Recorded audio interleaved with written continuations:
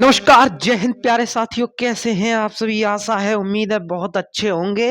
अपनी तैयारी को बेहतर गजब लेवल के साथ में लेकर जा रहे होंगे। मेरे प्यारे साथियों, बोर्ड का एग्जाम है कल और आप सभी को ये महा ब्रह्मास्त्र क्लास आपको मिल रही है।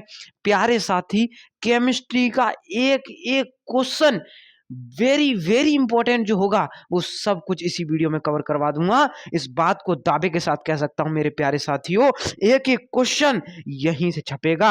आपके विशेष भैया इस बात की गारंटी लेते हैं। मेरे प्यारे साथी, केमिस्ट्री का एक भी क्वेश्चन कहीं अलग से नहीं जाने दूंगा। क्लास 10th की जो साइंस है, आप सभी को पता होना चाहिए। जो भी मेरे प्यारे भाई क्लास 10th में हैं उन सबको ये बात पता होनी चाहिए कि कल यानी कि 25 फरवरी को पेपर है। और आपके प्यारे भैया, विशेष भैया जी, आप सभी के लिए 25 फरवरी का पिटारा लेके आ चुके हैं। प्यारे साथी, बिल्कुल क्वेश्चन यहीं से छपेंगे, इस बात को दावे के साथ कह सकता हूं। ये वीडियो लाइव क्लास है प्यारे साथी, लाइव क्लास है। ज्यादा से ज्यादा प्यारे साथी जुड़ जाएं अभी के अभी क्लास के साथ में, और अपने प्यारे भाई बहन और अपने परिवार के साथ में, सबके साथ में वीडियो को शेयर करें ताकि सब कोई देखे। ठीक है, समझ पा रहे हैं मेरी बात को? प्यारे साथी, शिक्षा को विस्तार से फैलाना ही सबसे बड़ा मकसद हर व्यक्ति का होना चाहिए, मैं ये समझता हूं। क्योंकि जितनी शिक्षा फैलेगी, बढ़ेगी, उतना ही देश समृद्ध और विकसित होगा। मेरे प्यारे साथियों, बिना फालतू की बातें किए हुए मैं शुरुआत करता हूं अगले पहले प्रश्न की, जो पेपर के लिए अति महत्वपूर्ण। आ जाइए, इतने महत्वपूर्ण महत्वपूर्ण क्वेश्चन लाया हूं, लगभग 15 प्रश्न बता दूंगा केमिस्ट्री के। फोड़ के यहीं से आएगा पेपर, गारंटी देता हूं उस बात की। चलिए आ जाइए, शुरुआत करते हैं बहुत खास अंदाज से कि लहरों से डर के नौका कभी पार नहीं होती और कोशिश करने वालों की कभी हार नहीं होती। मेरे प्यारे साथियों, आगे बढ़ जाते हैं, बिना देरी किए। पहला क्वेश्चन आप सभी की स्क्रीन पर प्यारे साथी, जो रासायनिक अभिक्रिया और समीकरण वाला जो चैप्टर है, क्लास 10th की साइंस का पहला चैप्टर, जिसमें बच्चों के तोते उड़ जाते हैं। प्यारे साथी, आपके विशेष भैया आपके साथ है, डरना घबराना नहीं है, किसी भी बात का डर घबराहट नहीं होनी चाहिए। जो आपका पेपर है बहुत बढ़िया जाएगा, इस बात की मैं गारंटी लेता हूं। प्यारे साथी, सबसे पहले जान लीजिए रासायनिक अभिक्रिया के बारे में। एक या एक से अधिक, जब एक या एक से अधिक पदार्थ आपस में प्यारे साथी क्रिया करके मतलब गुण धर्म वाले नए पदार्थ बनाते हैं तो यह घटना रासायनिक अभिक्रिया। प्यारे साथी, मान के चलो मैंने कोई दो चीजें ले ली, मान के चलो मैंने ए लिया और प्लस बी लिया। प्यारे साथी, ये ए और बी मिलकर क्या बन गया? ए प्लस बी क्या बन जाएगा? ए बी बन जाएगा। प्यारे साथी, एक नया प्रोडक्ट तैयार हो जाएगा। बोलो हो जाएगा कि नहीं हो जाएगा? जैसे आप मान के चलो मैं चीनी और पानी को मिला दूं, फॉर एग्जाम्पल मैं चीनी और पानी को मिला दूं तो एक नई चीज तैयार हो जाती है, क्या? शरबत। ऐसे ही आप ऐसे ले लो, जैसे मान के चलो दही है, दही, दूध था, दूध के अंदर मैंने डाल दिया क्या? क्या डाल दिया मैंने? उसके अंदर डाल दिया मट्ठा जिसको बोलते हैं, ठीक है, वो डाल दिया, सईजा जिसको लगाना बोलते हैं, वो हमने कर दिया। प्यारे साथी, वो रिएक्शन करेगा, ठीक है। रिएक्शन करने के बाद में वो क्या बनाएगा प्यारे साथी? वो बनाएगा, क्या बनाएगा? वो दही में बदल जाएगा रातों रात में। समझ रहे हो? तो वो एक रिएक्शन हुई ना, तभी तो बदला। बोलो एक बार क्लियर हुआ कि नहीं हुआ? बोलो भैया, एक बार कह दो भैया क्लियर है। बोलो आगे, बोलो जल्दी से बोलो, बहुत शानदार तरीके से बोलो। चलो आ जाओ, आगे बढ़ते हैं। चलिए, ज्यादा से ज्यादा शेयर करें। आ जाओ, रासायनिक अभिक्रिया की पहचान क्या है? देखो, रासायनिक अभिक्रिया में अवस्था परिवर्तन, रंग परिवर्तन, ताप परिवर्तन, अवक्षेप, गैस निकलना, ये सारी चीजें जो है रासायनिक अभिक्रिया को दर्शाती हैं। मेरे प्यारे साथी, रासायनिक समीकरण यानी कि केमिकल इक्वेशन किस तरीके से बनती है समझ लो। किसी रासायनिक अभिक्रिया में भाग लेने वाले अभिकारकों अभिकार क्रिया के फलस्वरूप प्राप्त होने वाले उत्पादों को कुछ प्रतीकों द्वारा, सूत्रों द्वारा दर्शाते हैं, जिसको हम रासायनिक समीकरण कहते हैं। फॉर एग्जाम्पल मान के चलो मैंने ले लिया मैग्नीशियम, क्या ले लिया? मैग्नीशियम प्लस ऑक्सीजन दे दी इसको। ये प्यारे साथी एक तरीके के रिएक्टेंट हैं दोनों। क्या है? रिएक्टेंट। बोलो एक बार, क्या है ये? रिएक्टेंट। रिएक्टेंट मतलब होता है भैया अभिकारक, रिएक्टेंट, ठीक है, एक्टेंट है ये। बोलो क्लियर है कि नहीं क्लियर है? एक बार बोल दो। अभिकारक, ओके, बिल्कुल ठीक। अभिकारक Mg, मैग्नीशियम इसके साथ होगा, ऑक्सीजन भी साथ होगा, तो 2MgO बन जाएगा। ये उत्पाद यानी कि एक प्रोडक्ट बन गया। प्यारे साथी, जब हम कोई रिएक्टेंट, दो रिएक्टेंट लेते हैं तो वो मिलकर क्या बना देते हैं? एक प्रोडक्ट, नया उत्पाद बना देते हैं। बोलो सही कहा ना? बिल्कुल ठीक कहा ना? चलिए आगे बढ़ जाते हैं। देखिए आगे समझ लीजिए प्यारे साथी, मैं वीडियो को बहुत लंबा नहीं करना चाहता, तमाम दुनिया की फालतू की बातें नहीं बनाना चाहता, मैं ज़्यादा से ज़्यादा क्वेश्चन करवाना चाहता हूँ, मकसद यही है मेरा। आ जाओ आगे देख लो। वियोजन अभिक्रिया के विषय में भी मैं आपको कुछ बताऊंगा चीजें, ठीक है। उससे पहले संकलन अभिक्रिया किसे कहते हैं ये और समझ लो। यहाँ देखो, संयोजन, जब दो या दो से अधिक पदार्थ संयोग करके एकल उत्पाद का निर्माण करते हैं, तब ऐसी अभिक्रिया को संयोजन अभिक्रिया या योगात्मक अभिक्रिया कहा जाता है। बोलो सही कहा ना? बिल्कुल ठीक कहा ना मैंने? बिल्कुल सही कहा भैया आपने। आगे देखो, जैसे कैल्शियम ऑक्साइड ले लो प्यारे भाई। क्या ले लो? Calcium oxide. कैल्शियम ऑक्साइड को अगर भाई मैं क्या करूं, जल के साथ में करूं रिएक्ट, क्या करूं भैया? बोलो एक बार, जल के साथ में क्या करवाऊं? इसकी रिएक्शन करवाऊं। बोलो एक बार, क्या करवाऊं? जल के साथ रिएक्शन करवाऊं। जल के साथ रिएक्शन करवाऊंगा तो कैल्शियम हाइड्रोक्साइड हो जाएगा एक तरफ, और प्यारे साथी इसके अंदर से थोड़ी हीट निकलेगी, ऊष्मा निकलेगी। बोलो सही कहा ना? बोल दो एक बार भैया, सही कहा आपने, बिल्कुल सही कहते हो आप, जो भी कहते हो गलत नहीं कहते। चलिए आगे बढ़ जाते हैं बिना देरी किए। अगला देख लेते हैं अपघटन अभिक्रिया। देखिए इसमें कई सारी चीजें आ जाती हैं, वेरी इंपॉर्टेंट है ये। वियोजन अभिक्रिया, अपघटन अभिक्रिया, वह अभिक्रिया जिसमें एक अभिकारक विघटित होकर, अपघटित होकर नए अधिक उत्पाद का, दो या दो से अधिक उत्पादों का जो है क्या करता है? बना देता है उनको, ठीक है। तो वो क्या कहलाता है भैया? अपघटन अभिक्रिया कहलाती है या वियोजन अभिक्रिया कहलाती है। सही समझ में आ रही है चीजें? देखिए ये कई तरीकों से होता है। एक तो अपघटन देखो ऊष्मा के द्वारा भी हो सकता है। अगर आप किसी रिएक्शन में ऊष्मा दोगे तब भी होगा। वैद्युत भी के द्वारा भी होगा, प्रकाश के द्वारा भी हो जाता है। बोलो सही है ना? विस्थापन अभिक्रिया, दो विस्थापन अभिक्रिया, सब कुछ बताऊंगा, पहले इनको देख लो। आ जाओ प्यारे भाई, वेरी इंपॉर्टेंट है। उसमें ये क्रैश कोर्स के तौर पर है प्यारे साथी, बिल्कुल फ्री ऑफ कॉस्ट है, ठीक है। बिल्कुल फ्री है, कोई भी फीस आपसे नहीं लूंगा इस चीज़ की मैं, ठीक है। कोई फीस ले ही नहीं सकता मैं, बिल्कुल, क्योंकि ये सारी चीज़ें एक सही दिशा निर्देश के तौर पर आप सभी तक पहुंचा रहा हूं। इस अभिक्रिया आपकी तैयारी को बहुत बेहतर बना रहा हूं। वीडियो को लाइक करना बिल्कुल ना भूलें, और ज़्यादा से ज़्यादा शेयर करें, जितना हो सके, जितने प्यारे साथी हो सके जुड़ जाएं। इसमें अभिक्रिया अभिकारक के अपघटन हेतु ऊष्मा के रूप में ऊर्जा का प्रयोग करती है, जैसे कैल्शियम कार्बोनेट, ठीक है, और कैल्शियम ऑक्साइड बनाता है और CO2 गैस रिलीज करता है। प्यारे साथी ये उसमें वियोजन यानी कि विखंडन को दिखाता है। जैसे प्यारे साथी, वियोजन का मतलब सीधा सीधा समझ लो, वियोजन का मतलब है जब कोई एक उत्पाद है हमारे पास में, ऐसे समझ लो कोई एक ही अभिकारक है, ठीक है, उसको हीट दे दी, हीट देने के बाद में वो तुरंत से अलग अलग बिखर जाता है, टूट जाता है, तो वो क्या कहलाता है भैया? ऊष्मीय वियोजन कहलाता है। अगला देखो, वैद्युत अपघटन क्या है भैया? बोलो एक बार, वैद्युत अपघटन क्या है भैया? बोलो एक बार बोल दो आप। चलिए मैं बोलूंगा, आप मत बोलो। इस अभिक्रिया में, हाँ तो प्यारे साथियों, कहाँ पर पहुँच चुके हैं हम? आप देख लीजिए, हमने अब वैद्युत अपघटन वाली अभिक्रिया पर आ चुके हैं प्यारे भाई। क्या है इस अभिक्रिया में? कि अभिकारकों के अपघटन के लिए वैद्युतीय ऊर्जा का प्रयोग करती है। कैसे समझेंगे इस चीज़ को? देख लो, यहाँ जल जो है वो लिक्विड फॉर्म में है, और यहाँ पर आप देखिए विद्युत धारा जैसे ही बहाई, वो हाइड्रोजन गैस अलग टूट गई, और ऑक्सीजन जो है वो अलग गैस के रूप में मिल गई, और हाइड्रोजन भी गैस के रूप में मिल गई। बिल्कुल क्लियर हो चुका है यहाँ तक। प्रकाश अपघटन, प्रकाश रासायनिक अपघटन, दोनों जो है एक अभिक्रिया के तौर पर देखी जाती है। पेपर में बहुत बार पूछेंगे। इसमें अभिक्रिया अपघटन हेतु प्रकाश ऊर्जा का उपयोग करती है, जैसे 2AgCl, यानी कि AgCl जो है, ठीक है, AgCl के बारे में आप समझिए तो यहाँ पर आपको एक बात ध्यान रखनी होगी कि यहाँ 2Ag अलग हो जाएगा और क्लोरीन जो है वो अलग बिछड़ जाएगी। बताओ सही है कि नहीं सही है? यहाँ तक क्लियर हुआ कि नहीं हुआ? बोलो एक बार मेरे प्यारे सभी भाई, बोल दें, ठीक है। यहाँ जो सिल्वर क्लोराइड है वो सिल्वर अलग हो जाएगा, क्लोरीन अलग हो जाएगा। अगला देख लीजिए, विस्थापन अभिक्रिया के विषय में जान लेते हैं। कई सारी रिएक्शंस लाया हूँ प्यारे साथी, वेरी वेरी इंपॉर्टेंट है बोर्ड एग्जाम की दृष्टि से। देख लेते हैं, आ जाइए। ऑक्सीकरण उससे पहले है विस्थापन अभिक्रिया। इससे बाहर कोई रिएक्शन नहीं जाएगी, इस बात को मैं आप सभी को विश्वास दिलाता हूँ। ऐसी अभिक्रिया जिसमें अधिक अभिक्रियाशील पदार्थ कम अभिक्रियाशील पदार्थ को उसके यौगिक से अलग कर देता है, विस्थापन अभिक्रिया या विस्थापन अभिक्रिया कहलाती है।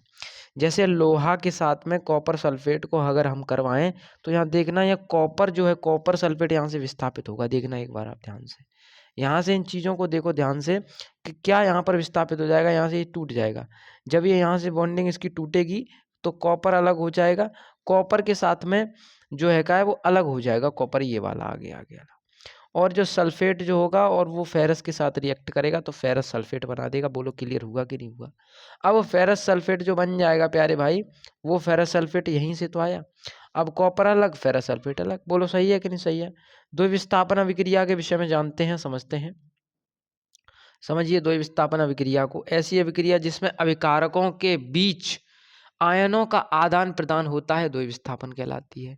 यहाँ पर जो अभिकारक हैं प्यारे साथी, उनके भीतर क्या होता है, जो है क्या होता है प्यारे साथी, यहाँ आयनों का आदान प्रदान। जैसे सोडियम सल्फेट है, उसके साथ बेरियम क्लोराइड, सोडियम सल्फेट और बेरियम क्लोराइड जो है वो यहाँ पर आप समझिए ये दोनों जो है अभिकारक हैं। तो अब ये तो प्यारे साथियों ये दोनों रिएक्ट करके यहाँ से टूट जाते हैं। ये जब ये यहाँ से टूटते हैं, देखना कैसे टूटेंगे, ये वाली चीज़ यहाँ से टूटेगी और ये वाला जो होगा वो भी यहाँ से टूटेगा। यहाँ पर ये क्या क्या बनाएंगे, सुन लेना मेरी बात को। ये सल्फेट जो होगा वो बेरिलियम के साथ चला जाएगा, बेरियम के साथ चला जाएगा और Na2 और Cl2 मिलके 2NaCl यानी कि नमक बना देंगे, सोडियम क्लोराइड बन जाएगा। बोलो सही समझ में आई कि नहीं आई ये रिएक्शन? अगला और आगे देखेंगे प्यारे भाई, यहाँ से कोई रिएक्शन अलग नहीं जाएगी, सारी रिएक्शन यहीं से आएंगी। बेशक वीडियो बड़ी हो जाए लेकिन मैं विश्वास दिलाता हूँ पेपर यहीं से आएगा, पूरा पेपर यहीं से आएगा, केमिस्ट्री के क्वेश्चंस। ऑक्सीकरण बायोलॉजी हमने पहले ही ख़त्म करा रखी है ऑलरेडी, लेकिन अब ये केमिस्ट्री चल रही है, उसके बाद फिजिक्स की भी वीडियो डालूंगा। प्यारे साथी आप सभी तक पूरा कंटेंट पहुंचाऊंगा, चाहे वो सामाजिक का हो, चाहे वो हिंदी का हो, इंग्लिश का, सारा कुछ पहुंचा रहा हूँ साथ के साथ में, ध्यान रखें इस बात को। तो प्यारे साथी यहाँ पर ये जो कॉपर है वो ऑक्सीजन के साथ रिएक्ट करेगा और यहाँ पर आप देखिए कि जब ये दोनों जो है होंगे रिएक्ट करेंगे तो यहाँ कॉपर ऑक्साइड बनाएंगे। क्या बनाएंगे? Copper oxide. आगे देखिए अपचयन के विषय में जान लीजिए। अपचयन, रिडक्शन इसको बोला जाता है। बोलो एक बार, रिडक्शन बोलते हैं। क्या बोलते हैं? रिडक्शन। वह अभिक्रिया जिसमें ऑक्सीजन का ह्रास और हाइड्रोजन का योग, यानी कि अपचयन का मतलब समझ लो प्यारे भाई, मेरी बात को ध्यान से समझ लो एक बार। मतलब जहां पर हाइड्रोजन ऐड होती है, हाइड्रोजन ऐड होती है, बोलो एक बार, क्या ऐड होती है? हाइड्रोजन ऐड होती है। जब हाइड्रोजन ऐड होती है तो क्या होता है? बोलो एक बार, समझ लो सही से। हाइड्रोजन जब ऐड होती है प्यारे साथी तो वहां पर क्या होता है? अपचयन होता है, समझ रहे हो? ठीक है, अपचयन होता है। लेकिन जब रेडॉक्स अभिक्रिया के बारे में हम समझते हैं, देखो मैं आपको बताता हूँ। हाइड्रोजन जो है, मतलब हाइड्रोजन जो है कैसे ऐड हो रही है। यहाँ देखो आप, H2 है ना, ये H2 यहाँ से टूट कर यहाँ ऑक्सीजन के साथ रिएक्ट कर जाएगा तो ये H2O बन जाएगा और कॉपर अलग टूट जाएगा। आगे देख लो रेडॉक्स अभिक्रिया के बारे में। देखो रेडॉक्स अभिक्रिया, रेडॉक्स अभिक्रिया क्या होती है? वह अभिक्रिया जिसके अभिकारक का ऑक्सीकरण दूसरे अभिकारक का अपचयन होता है, रेडॉक्स अभिक्रिया कहलाती है। समझिए देखिए कैसे होता है रेडॉक्स अभिक्रिया भैया। ऑक्सीजन की प्राप्ति यानी कि ऑक्सीजन इसमें जुड़ता है। समझिए मेरी बात को इसमें ध्यान से थोड़ा। ये कॉपर CuO यानी कि जो कॉपर ऑक्साइड है वो टूट जाता है यहाँ पर भी, ठीक है। और टूटने के बाद में ये जल के साथ चला जाता है। ये जो ऑक्सीजन का टुकड़ा है ये जाके यहाँ अलग अपना जो है पानी तैयार कर लेते हैं। ऊष्माक्षेपी अभिक्रिया, ऊष्माक्षेपी वे रासायनिक अभिक्रिया जिनमें क्रिया के फलस्वरूप ऊष्मा उत्पन्न होती है। क्या होता है भैया? क्रिया के फलस्वरूप ऊष्मा उत्पन्न होती है, ऊष्माक्षेपी अभिक्रिया कहलाती है। कौन सी अभिक्रिया कहलाती है? ऊष्माक्षेपी अभिक्रिया कहलाती है। यहाँ पर देखो ऊष्माक्षेपी, ठीक है, ऊष्मा जो उत्पन्न होती है वो ऊष्माक्षेपी कहलाती है। ठीक है, समझ गए? सुनिए, ठीक है, ऊष्मा निकलती है। जैसे आप देखिए यहाँ पर आप क्या देखेंगे कि जब मीथेन, हमने मेथेन को लिया, ऑक्सीजन के साथ रिएक्ट कराया, ये तुरंत से कार्बन डाइऑक्साइड बना दिया, पानी बना दिया और प्लस यहाँ पे हमें थोड़ा ऊष्मा भी मिल गई, ठीक है, हीट भी मिल गई। अगला देख लो ऊष्मा शोषी अभिक्रिया। ऊष्मा का जो शोषण करती है वो ऊष्मा शोषी अभिक्रिया कहलाती है। आप इस बात को ध्यान में रखोगे कि ये कोई बच्चों वाली बात है, कोई बड़ी बात नहीं। समझ गए इस बात को। यहाँ पर HgO यानी कि मर्क्यूरिक ऑक्साइड जो हमारे पास है, कौन सा ऑक्साइड है? मर्क्यूरिक ऑक्साइड है। क्या है? Mercuric oxide. कौन सा ऑक्साइड है भैया? Mercuric oxide. चलिए, मर्क्यूरिक ऑक्साइड जो है उसके साथ में यहाँ मरकरी अलग टूट जाएगा, ऑक्सीजन अलग टूट जाएगा, ये ऊष्मा शोषी अभिक्रिया कहलाएगी। बोलो सही समझ में आया कि नहीं आया? कैसे भैया? देखो यहाँ मर्क्यूरिक ऑक्साइड जो था, पहले उसने ऊष्मा ली, उसने कि हम ऊष्मा को जोड़ेंगे, उसके बाद में अलग अलग बिछुड़ेंगे, टूट जाएंगे। संक्षारण और विकृत गंधिकता को समझ लीजिए। हालांकि इसके क्वेश्चन मैंने करा दिए हैं। संक्षारण का मतलब सीधा सीधा होता है कि जब लोहे पर जंग लग जाती है, तो जब कोई चीज़, लोहे की चीज़ जब वायु के संपर्क में आती है, जल के संपर्क में आती है, तो उस पर जो है जंग लग जाती है, जो जिसको हम क्षरण भी बोलते हैं, लोहे का क्षरण भी बोला जाता है। लोहे पर जंग लग जाती है, चांदी काली पड़ जाती है, ठीक है, तांबे के ऊपर हरी परत चढ़ जाती है, तो ये सारी चीज़ें देखने को मिलती है। विकृत गंधिकता, तेल वसा वाष्पशील होते हैं, युक्त खाद्य पदार्थ उपचयित हो जाते हैं, दुर्गंधमंद हो जाते हैं, इनका स्वाद बदल जाता है, घटना विकृत गंधिकता कहलाती है। वो लोग क्लियर है कि नहीं है? लोहे की वस्तु का हम पेंट क्यों करते हैं? समझ लो इस बात को। लोहे की वस्तु को पुताई क्यों की जाती है? सुनो मेरी बात को, वेरी इंपॉर्टेंट क्वेश्चन है, ध्यान रखना इन क्वेश्चंस को। लोहे की वस्तुओं को हम पेंट क्यों करते हैं वो समझ लो। इसलिए करते हैं प्यारे साथी पेंट, ताकि जो ऑक्सीजन है और नमी जो है वो उससे संचारित हो जाता है लोहा, तो इसीलिए उस पर पेंट जब कर देते हैं तो उससे क्या है, जंग से लगने से हम उसको बचा सकते हैं लोहे पर, ठीक है। लोहे पर जंग लगने से कैसे बच सकते हैं? जब उस पर हम पेंट कर देंगे तो वो जो पेंट है वो ऑक्सीजन और नमी के संपर्क में आने ही नहीं देता। आपने देखा हो कि लोहे की जितनी चीज़ें होती हैं उन पर पेंट कर दो तो फिर जो ऑक्सीजन है और जो वायु है वो उसके संपर्क में आ ही नहीं पाती लोहे के में। जब संपर्क में नहीं आएगी तो कैसे बातचीत होगी, मतलब उस कैसे रिएक्ट करेगा वो? समझ रहे हो मेरी बात को? चलिए अगला क्वेश्चन देखिए, वेरी इंपॉर्टेंट क्वेश्चन है। तेल वसायुक्त खाद्य पदार्थ को नाइट्रोजन से प्रभावित क्यों किया जाता है? प्यारे साथी देखो, सुनो मेरी बात को, सुनना मेरी बात को, मेरी बात को सुन लो।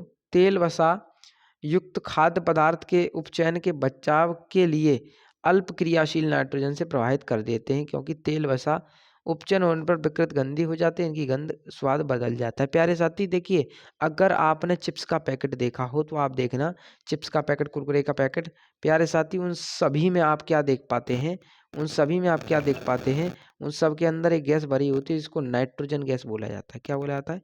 नाइट्रोजन गैस बोला जाता है, सही है ना? तो नाइट्रोजन गैस क्या करती है प्यारे साथी? उसको जो है बचाती है सड़ने से, खराब होने से, चिप्स को, ठीक है। आगे बढ़ जाओ, क्वेश्चन अगला देख लो। चलिए आगे बढ़ जाते हैं। अगला प्रश्न आपकी स्क्रीन पर आ चुका है, देख लीजिए क्या है।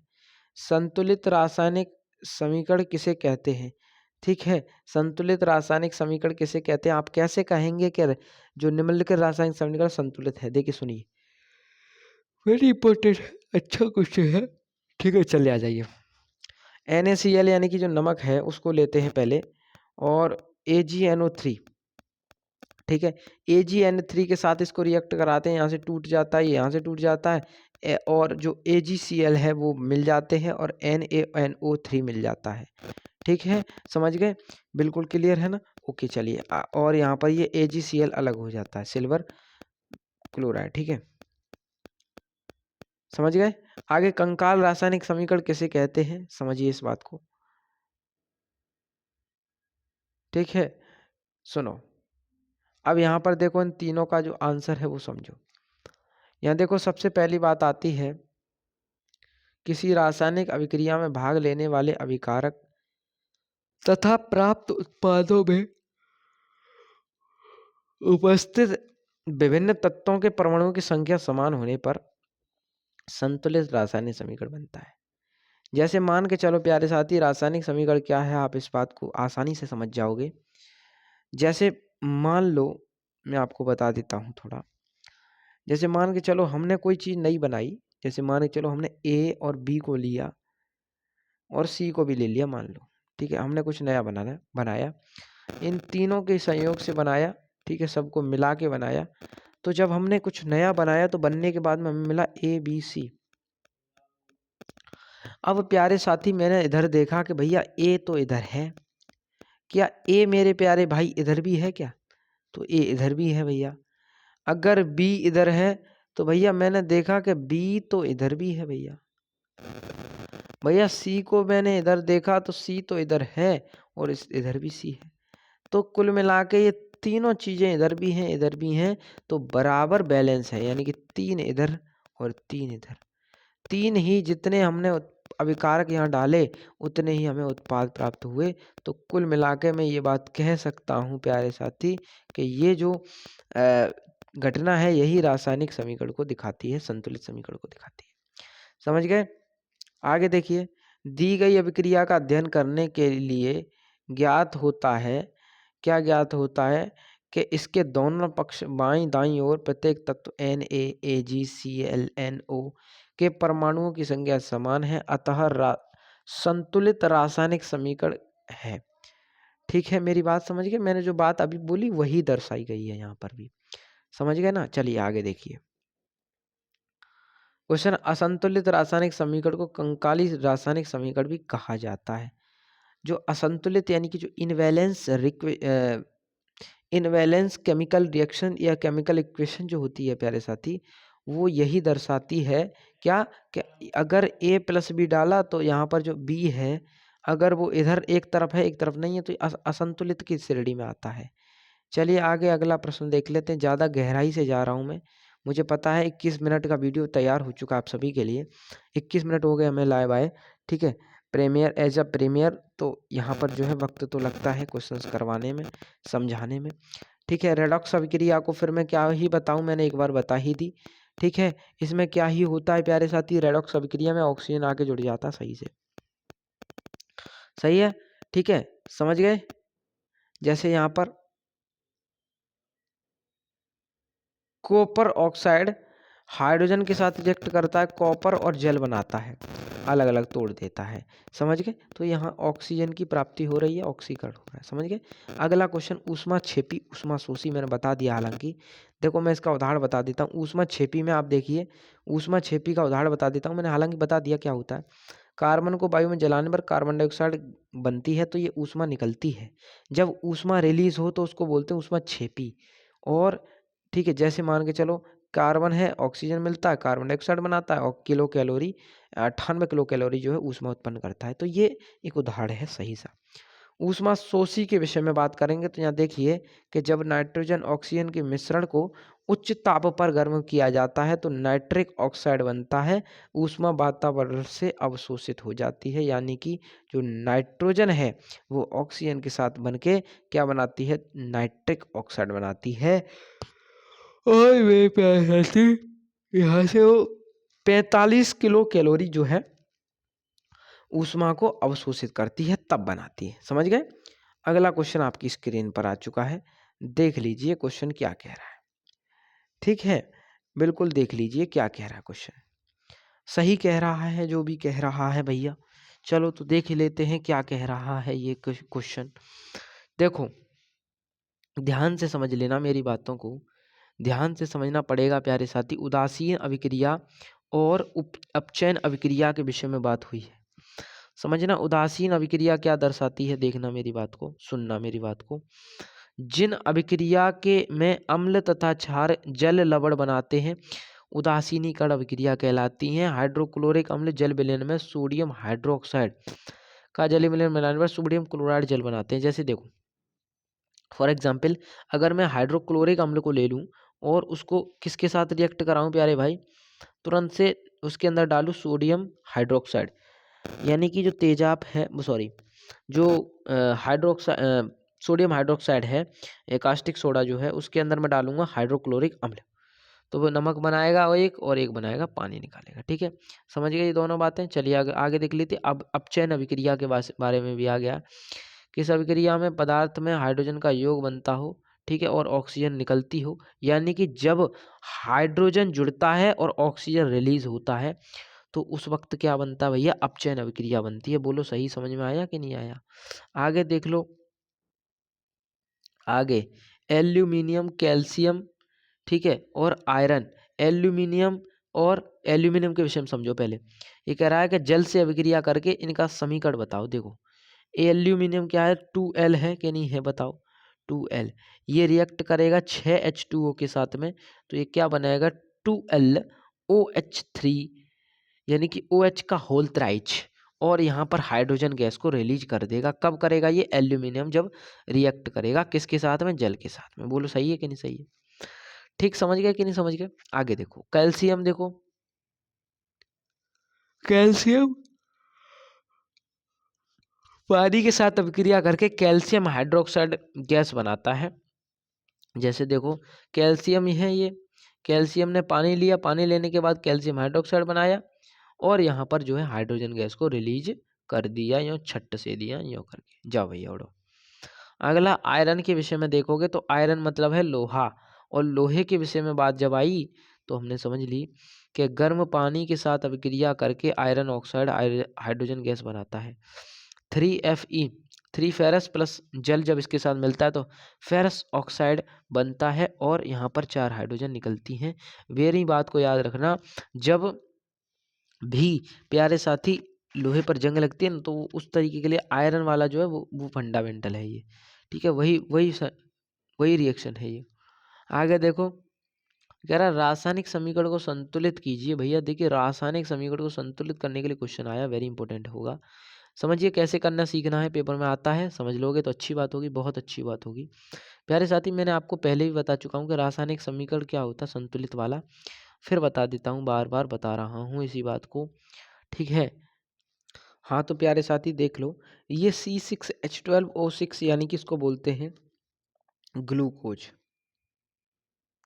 अब ग्लूकोज जब भी रिएक्ट करेगा ऑक्सीजन के साथ में, सिंपल सी बात है कि यहाँ पर ये CO2H2O बनाएगा, लेकिन ये बैलेंस नहीं है प्यारे भाई। आप देखो एक चीज़, यहाँ हमने 6 कार्बन डाले, 12 हाइड्रोजन डाली, 6 ऑक्सीजन डाली और 8 ऑक्सीजन डाली कुल मिला के।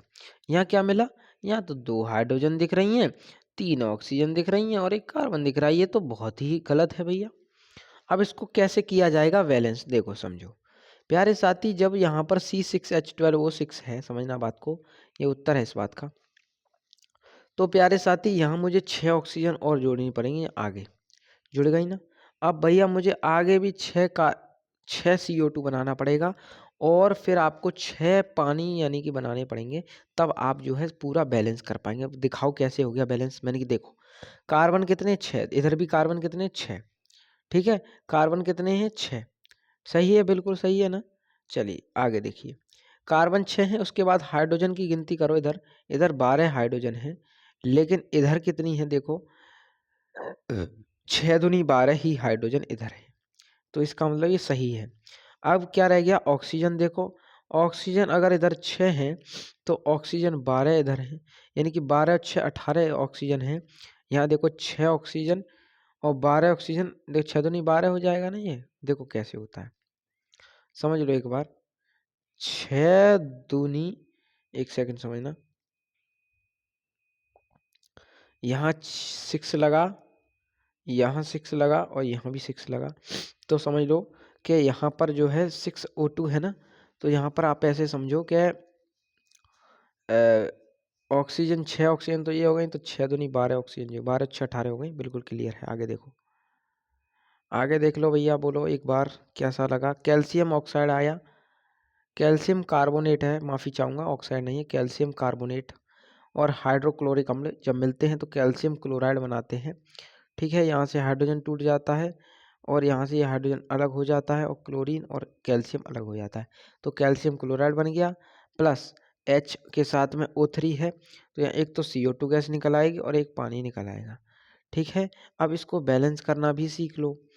बोलो कैसे करेंगे भैया बैलेंस? मैंने कि देखो बैलेंस करने के लिए ध्यान रखना है एक चीज़। बोलो क्या बात ध्यान रखनी है भैया? अगर इसको देखोगे ध्यान से तो ये बैलेंस नहीं है चीज़। 2 HCl इधर है, 2 HCl, ठीक है, और यहाँ कितनी मिली? फिर यहाँ तो गड़बड़ है। बोलो गड़बड़ है कि नहीं है? गड़बड़ गड़बड़ ऐसे है कि यहाँ 2 HCl है, लेकिन हाइड्रोजन तो यहाँ एक, तो 2 हाइड्रोजन है भैया, यहाँ तो एक ही हाइड्रोजन, 2 क्लोरीन यहाँ पे है, तो सिर्फ यहाँ हाइड्रोजन के HCl के आगे लग जाएगा 2, फिर हमारा ये बिल्कुल बैलेंस हो जाएगा। आगे बढ़ते हैं। देखो नाइट्रोजन और हाइड्रोजन जब मिलती हैं तो NH3 बनाती हैं, यानी कि अमोनिया। ठीक है, अमोनिया बना दी इन्होंने, तो NH3 बना दिया। लेकिन अभी भी ये बैलेंस नहीं है। बोलो कैसे बैलेंस नहीं है भैया? हाइड्रोजन इधर 2 है, इधर इधर सॉरी इधर 2 है, इधर 3 है, इधर नाइट्रोजन 2 है, इधर 1 है, तो ये बैलेंस तो नहीं है। बट यहाँ पर अगर मैं 2NaH3 कर दूँ, ठीक है, कितने 2NaH3 कर दूँ, और यहाँ 3H2O कर दूँ, H2 कर दूँ, और यहाँ 2, तो देखो 3 दूनी 6 हाइड्रोजन हो गए, तो 3 दूनी 6 हाइड्रोजन हो गए, 2 नाइट्रोजन हो गई, 2 नाइट्रोजन, इसका मतलब सही हो गया, ये एकदम बैलेंस हो गया। अगला और आगे देखो, MnO magnesium oxide, manganese oxide बोल दो, हाइड्रोक्लोरिक अम्ल के साथ एक्ट करेगा, मैग्नीशियम क्लोराइड बनाएगा और जल निकालेगा, ठीक है। लेकिन इससे पहले आपको थोड़ी कुछ बैलेंस ही चेक करनी होती है कि यहाँ पर देखो इधर कितनी चीज़ है, इधर कितनी चीज़ है, बस इतना ही देखना होता है, जो कि यहाँ पर ये रहा। आप इन चीज़ों को देख कर जाना, समझ के जाना, ठीक है। पेपर में आएंगे, ये जरूर आएंगे, 101% आएंगे। अगला रिएक्शन देखो क्या है, अगला भी भैया यहाँ संतुलित अभिक्रिया के लिए ही कहा गया है कि बेरिलियम क्लोराइड के साथ पोटेशियम सल्फेट मिलेगा तो क्या बन जाएगा, ठीक है। तो प्यारे साथियों, बेरियम क्लोराइड जो है पोटेशियम सल्फेट और बेरियम सल्फेट और पोटेशियम क्लोराइड बना देगा, देखना अभी, ठीक है। कैसे बनाएगा वो और समझ लेना आप सभी। देखो सुनो, बेरिलियम क्लोराइड पोटेशियम सल्फेट जब मिलता है तो बेरियम सल्फेट और पोटेशियम क्लोराइड बनाता है। देखो ये वाली बात बिल्कुल कही गई है। अब आप मुझे बस इतना बता दो, क्या आपको इतना नहीं पता है कि बेरिलियम क्लोराइड क्या होता है, पोटेशियम सल्फेट क्या होता है? अगर इतना भी नहीं पता तो फिर तो दिक्कत हो जाएगी प्यारे भाई। इसलिए आप इन चीज़ों को देख कर जाना, ठीक है, कि जिंक क्या होता है। सल्फ्यूरिक अम्ल H2SO4 यहाँ पर होगा, और यहाँ देखो जिंक इसके साथ होगी, और H2SO4 भी इसके साथ होगा, तो ये जिंक सल्फेट और H2 गैस बना देंगे। बोलो सही है कि नहीं सही है? यहाँ देखो खुद ये चीज़ें दी होंगी आपको, वहाँ पर जब पेपर दोगे तो वहाँ पर ये चीज़ें लिख के आएगा ऐसे क्वेश्चन पूरा फॉर्मेट में। आपको उसको जो है एक रासायनिक तौर पर लिख देना है, ठीक है। यहाँ पर हिंदी में लिख के आएगा, रासायनिक तौर पर तरीके से आपको बता देना है।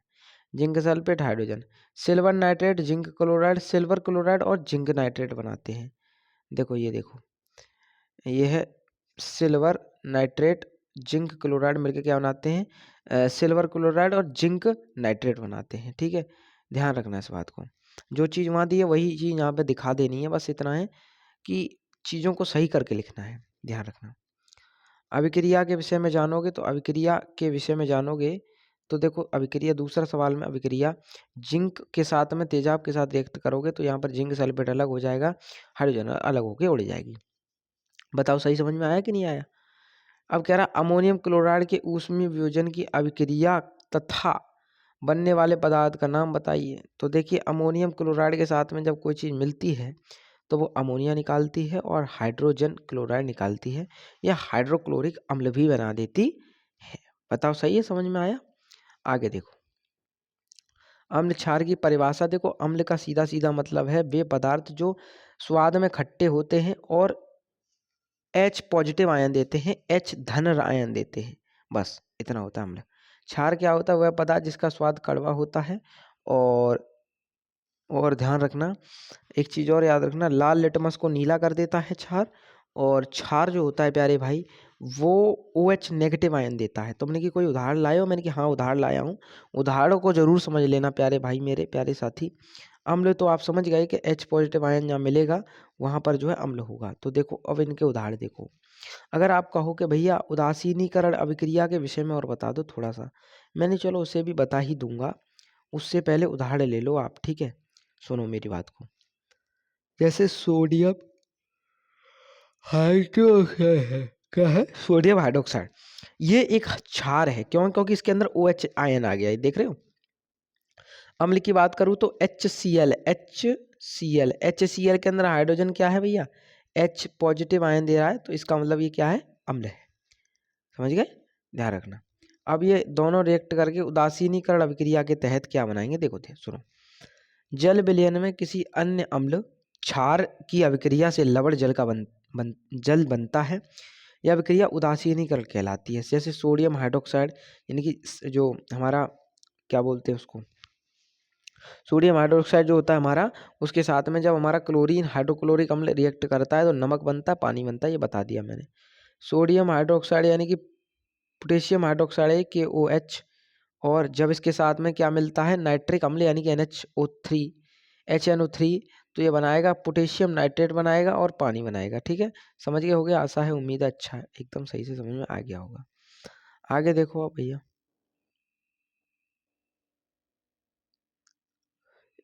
देखिए खाने का सोडा बनाने की विधि पूछ रहा है कि खाने के सोडा बनाने के लिए क्या विधि है, बताओ एक बार। तो देखो यहाँ पर क्या करना है, सोडियम क्लोराइड को लेना है, नमक को लेना है, पानी मिलाना है, कार्बन डाइऑक्साइड देनी है, अमोनिया दे देनी है थोड़ी सी इसको, वैसे ही ये अमोनियम क्लोराइड बना देगा, प्लस वही जो खाने का सोडा है उसको बना देगा NaHCO3। खाने के सोडे का सूत्र क्या है, NaHCO3। समझ गए, ताप का प्रभाव इस पर क्या होता है वो भी समझ लो एक बार ध्यान से। देखो टेम्परेचर का इफेक्ट ऑफ टेम्परेचर, जब सोडियम हाइड्रोकार्बोनेट जो होगा उसके साथ में जिसको खाने का NaHCO3 के साथ में क्या होता है, खाने का सोडा जो होता है उसके साथ में जब हम क्या करते हैं, ताप टेम्परेचर देते हैं कुछ, तो वो एक धावन सोडा में टूट जाता है Na2CO3, पानी और कार्बन डाइऑक्साइड को लुप्त कर देता है, उड़ा देता है कि जाओ। प्लास्टर ऑफ पेरिस के बारे में समझ दो, POP, very important, very very important question है, बहुत बार पेपर में आता है, लगभग हर साल आता है। प्लास्टर ऑफ पेरिस के गुण बता दो पहले तो, ठीक है, उसके बारे में थोड़ा विस्तार से बता दो, कुल मिला के ये कह रहा है पेपर। प्लास्टर ऑफ पेरिस के गुण हैं, यह सफ़ेद रंग का चूर्ण होता है, जल को अवशोषित करके कड़ा हो जाता है, कैसा हो जाता है, कड़ा। जिप्सम बनाता है, जैसे कैल्शियम सल्फेट के साथ में आधा अणु पानी का लोगे और 3/2 पानी और लोगे तो ये बना देगा कैल्शियम सल्फेट और पानी, यानी कि जिसको जिप्सम बोला जाता है। आगे देखोगे प्लास्टर ऑफ पेरिस यानी कि POP, प्लास्टर ऑफ पेरिस, इसके उपयोग क्या है। देखिए प्यारे भाई, प्लास्टर ऑफ पेरिस का रिएक्शन लिखने को आ सकता है कि किस तरीके से होता है, लेकिन उसके साथ साथ ये भी पूछ लेता है कि इसकी जो उपयोग हैं वो क्या है। देखिए अस्पताल में टूटी हुई हड्डी को जोड़ने के लिए डॉक्टर साहब प्लास्टर चढ़ा देते हैं, खिलौने की मूर्ति सजावट का सामान बनाने में भी इसका ही प्रयोग होता है। बोलो सही समझ में आया कि नहीं आया। यानी कि प्यारे भाई जो प्लास्टर ऑफ पेरिस है उससे मूर्ति वगैरह भी बनती हैं, बर्तन भी बनते हैं, अस्पताल में हड्डी किसी की टूट जाए वो भी इसी से जुड़ती है, ये सब काम करता है। अम्ल के विषय में जानोगे तो ऐसे पदार्थ जो हाइड्रोजन आयन देते हैं, कहाँ, जलीय विलयन में। हाइड्रोक्लोरिक अम्ल H+, Cl-, समझ गए। आगे बढ़ो, अगला और क्वेश्चन देखते हैं। ये कह रहा है एक ग्वाले ताजे दूध में थोड़ा बेकिंग सोडा मिलाता है, खाने का सोडा, और pH के मान को 6 से बदलकर थोड़ा क्षारीय क्यों बना देता है। इस दूध को दही में बनाने में अधिक समय क्यों लगता है। ये सारे 2 क्वेश्चन इसमें पूछ ले, सुन लेते हैं क्या कह रहा है। देखिए ग्वाला ताजे दूध में बेकिंग पाउडर मिलाकर pH मान 6 से बदलकर थोड़ा क्षारीय या 7 से अधिक बना देता है, जिसके कारण देखो 7 से अधिक जो होता है ना क्षारीय होता है, समझ रहे मेरी बात को। जो 7 से नीचे होता है वो अम्लीय होता है, और उसके बाद 7 के बाद 14 पर जो होता है स्केल में, वो जो होता है वो क्या कहलाता है भैया, वही कहलाता है हमारा क्षारीय। तो 7 से अधिक बना जिसके कारण दूध अम्लीय होने से बच जाता है तथा अधिक समय तक फटता नहीं है। प्यारे साथी, अगर दूध को फटने से बचाना है तो ध्यान रखना उसमें क्या डालना है, दूध में अम्लीय होने से बचाना है तो क्या डालना है उसके अंदर, बेकिंग सोडा, खाने का सोडा, ठीक है, बेकिंग पाउडर, ध्यान रखना। यह दूध दही बनाने में अधिक समय लेता है क्योंकि दूध को क्षारीय से अम्लीय होने में अधिक समय लगेगा, क्या लगेगा, अधिक समय लगेगा। जबकि यदि दूध का pH 6 होता है तो यह अपेक्षाकृत कम समय में ही दही में बदल जाता है। यानी कि जब दूध का pH मान 6 ही होता है, ठीक है, तो वो यह अपेक्षाकृत कम समय, मतलब बहुत कम टाइम में दही में बदल जाता है, क्योंकि जो चीज़ जितनी अम्लीय होगी ना वो उतनी जल्दी जम जाती है, समझ रहे हो मेरी बात को। क्योंकि चीज़ें अम्लीय अम्लीय उनको एक माध्यम मिल जाता है ना, वो नहीं कि कैटेगरी का आदमी है ना, इस वजह से जल्दी जम जाता है, समझ गए। बिल्कुल, उम्मीद है, आशा है आपको एकदम क्लियर हो चुका होगा, समझ में आ चुका होगा। आगे देख लेते हैं क्या कह रहा है। ये अम्लीय वाला बता दिया मैंने, अब इसको देखो। अम्लीय वर्षा पर संक्षिप्त टिप्पणी लिखिए। देखिए अम्लीय वर्षा के विषय में जान लीजिए। अम्लीय वर्षा पर संक्षिप्त टिप्पणी लिखने, वायु प्रदूषण के फलस्वरूप वायु में कार्बन डाइऑक्साइड, सल्फर डाइऑक्साइड, बहुत तमाम दुनिया की जहरीली गैसें हैं, और सूर्य के प्रकाश के ऊष्मा के कारण नदियाँ, झीलें, तालाब, समुद्र को जल वाष्प बनकर वायुमंडल में एकत्रित होना पड़ता है। जल वाष्प अम्लीय गैसों में मिश्रित हो जाती है इनकी अनुकूल परिस्थितियों में, तब जल वाष्प संघनित होकर जल की बूंदों के रूप में बदल जाती है। अम्लीय गैसों को अपने घोल कर अम्ल बनाती है। इसमें कार्बनिक अम्ल, सल्फ्यूरिक अम्ल और तेजाब वगैरह बहुत सारी चीज़ें शामिल हैं। ठीक, समझ गए। आगे देखो अगला और आखिरी 2 क्वेश्चन है बस। ये तो हो गया अम्लीय वर्षा के बारे में। प्यारे साथी, आज के समय आप देख पा रहे हैं अम्लीय वर्षा जो हो रही है कैसे होती है। प्यारे साथी, जितना पॉल्यूशन फैल रहा है आज के समय में, वो पॉल्यूशन ही तो इन सब चीज़ों का जिम्मेदार है, अम्लीय वर्षा का। ठीक है, और अम्लीय वर्षा बहुत खतरनाक चीज़ है प्यारे भाई। ठीक है, बहुत बढ़ती जा रही है अम्लीय वर्षा, बढ़ती जा रही है, ये सच्चाई है। अगला क्वेश्चन देखो, अम्ल भस्म की आधुनिक अवधारणा दीजिए। ठीक है, अम्ल भस्म के बारे में बताओ। चलो समझ लेते हैं। हालांकि मैंने अम्ल के बारे में बता दिया, लेकिन इसको हटा देते हैं। हटाओ, कोई दिक्कत नहीं, अवॉइड करो इसको, हटाओ। क्वेश्चन समझ लिया तो फिर क्या जरूरत पड़ी है इसकी। मैंने पहले ही कई बार बता दिया अम्ल क्षार के बारे में। H पॉजिटिव आयन जो देते हैं भैया वो क्षारक होते हैं, और OH जो क्षारक होते हैं वो OH नेगेटिव आयन देते हैं, और जो अम्ल होते हैं वो H पॉजिटिव आयन देते हैं। ध्यान रखना इस बात को। दुर्बल अम्ल भी होते हैं और दुर्बल क्षार भी होते हैं। प्रबल अम्ल भी होते हैं, प्रबल क्षार भी होते हैं। तो देखो, सुन लो मेरी बात को ध्यान से। चलिए, ये इतना ही काफ़ी है आज के लिए। और यहाँ पर अगला क्वेश्चन देख लेते हैं, आखिरी और अंतिम क्वेश्चन। इसके बाद आपका पूरा खात्मा हो जाएगा इस वीडियो का, इस पूरे टॉपिक का, इस पूरे चैप्टर का। 2-3 चैप्टर हो गए इसमें कवर। चींटी के दंश में उपस्थित अम्ल का नाम बताइए, रासायनिक सूत्र दीजिए, चींटी के काढ़ हुई जलन के राहत पाने के लिए भी कुछ बताइए। ठीक है, बहुत इंपॉर्टेंट है। चलो, अच्छी बात है। चींटी के दंश में मेथनोइक अम्ल या फॉर्मिक अम्ल होता है, फॉर्मिक एसिड, जो कि इसका सूत्र है HCOOH होता है। चींटी के दंश के कारण हुई जलन राहत पाने के लिए क्षारीय पदार्थ जैसे कि बेकिंग सोडा लगा लेना चाहिए। खाने का सोडा अगर हो ना तो उसको लगा लेना, अच्छा रहता है। कुल मिला के जो क्षारीय हो उस चीज़ को लगा लो अपने हाथ में, कोई दिक्कत नहीं करेगी। ठीक है, समझ गए मेरी बात को। क्लियर हो पा रही है कि नहीं हो पा रही है। कुल मिला के क्षारीय चीज को लगाना, अम्लीय को मत लगा लेना, क्योंकि फॉर्मिक अम्ल को जो है अम्ल, अब ये बताओ मुझे, किसी अम्ल को हमें न्यूट्रल करने के लिए क्या चाहिए? क्षार चाहिए। जब अम्ल क्षार मिल जाते हैं तो वो न्यूट्रल अपने आप हो जाता है, सामान्य स्थिति पर आ जाता है। बोलो, आ जाता है कि नहीं आ जाता है? जैसे अम्लीय तो ये सारी चीजें, मधुमक्खी का दंश भी अम्लीय है, नींबू भी अम्लीय, संतरा भी अम्लीय, टमाटर भी अम्लीय, ये सब अम्लीय है। ऊष्मण ऊष्मण के द्वारा बेकिंग पाउडर धावन सोडा में विभेद कैसे करेंगे, ये क्वेश्चन है। चलिए, थोड़ा सा इसको भी बता ही देता हूँ। बेकिंग सोडा NaHCl को गर्म करने पर कार्बन डाइऑक्साइड गैस उत्पन्न होती है। इसे चूने के पानी में बहाया जाता है, वह दूधिया ही जो है दूधिया को ही जाता है। समझ गए। और यहाँ पर जो सोडियम सोडियम जो है वो जो चीज़ है वो जो टूट जाती है, सोडियम हाइड्रोकार्बोनेट जो है वो जो है सोडियम कार्बोनेट के साथ में और पानी के साथ में, और जो है हमारी कार्बन डाइऑक्साइड में टूट जाता है ऊष्मा देने पर। धावक सोडा का सूत्र है Na2CO3 10H2O। धावक सोडा का सूत्र होता है यही वाला। गर्म करने पर कोई गैस नहीं निकलती, ये चीज़ आप देख सकते हो, कोई भी गैस इसमें नहीं लगी है। प्यारे साथी, आशा है उम्मीद है आपको पूरा का पूरा टॉपिक समझ आएगा। लाइक करना, और कोई डाउट है तो कमेंट में पूछ लेना। प्यारे साथी, आप सभी को बहुत बहुत शुभकामनाएं दूंगा। पेपर बहुत अच्छा जाए आपका विज्ञान का। प्यारे साथियों, अभी 1-2 वीडियो और डालूंगा, लाइव के साथ में आऊँगा। ठीक है, उम्मीद है, आशा है बहुत अच्छे से समझ में आया होगा। इसी के साथ मिलते जल्दी के नए खास बेहतरीन ज़बरदस्त जिंदाबाद टॉपिक के साथ में। तब तक के लिए जय हिंद, जय भारत।